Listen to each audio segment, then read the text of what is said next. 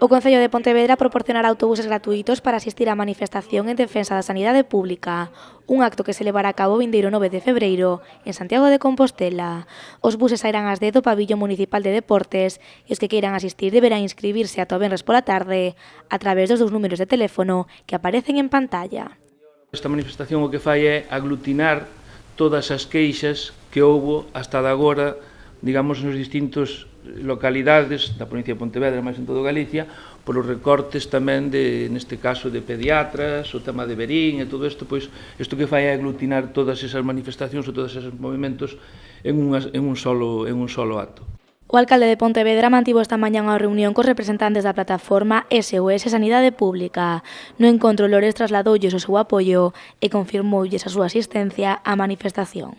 Depende da mobilización social nunha grande parte que o sistema público funcione e que os responsables políticos dediquen o diñeiro suficiente e non vayan camiño do deterioro, da privatización e do desmantelamento dun servicio do que eu creo que nos sentimos absolutamente todos orgullosos, porque é un sistema que podemos decir que, bueno, é un exemplo para outros países do mundo e que está funcionando aínda en base tamén á profesionalidade de moitos traballadores da sanidade que se están rompendo os cornos para que isto funcione, non?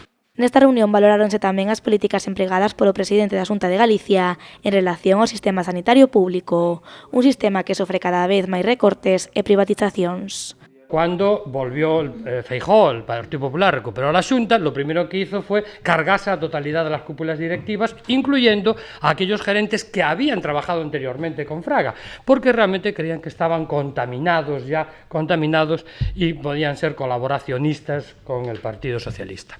Con lo cual iniciaron una politización que llegó a niveles de jefaturas. Yo sé muy bien de lo que hablo, y esto, pues lógicamente, tenía una finalidad, tener los servicios, digamos, dóciles, que no cuestionasen la política. Pedreira quiso poñer tamén de manifesto que España é o país europeo que menos dedica do Produto Interior Bruto á sanidade. Sen embargo, un dos lugares onde se obteñen mellores resultados, a lo que demostra a eficiencia e a eficacia do noso sistema sanitario e dos nosos profesionais.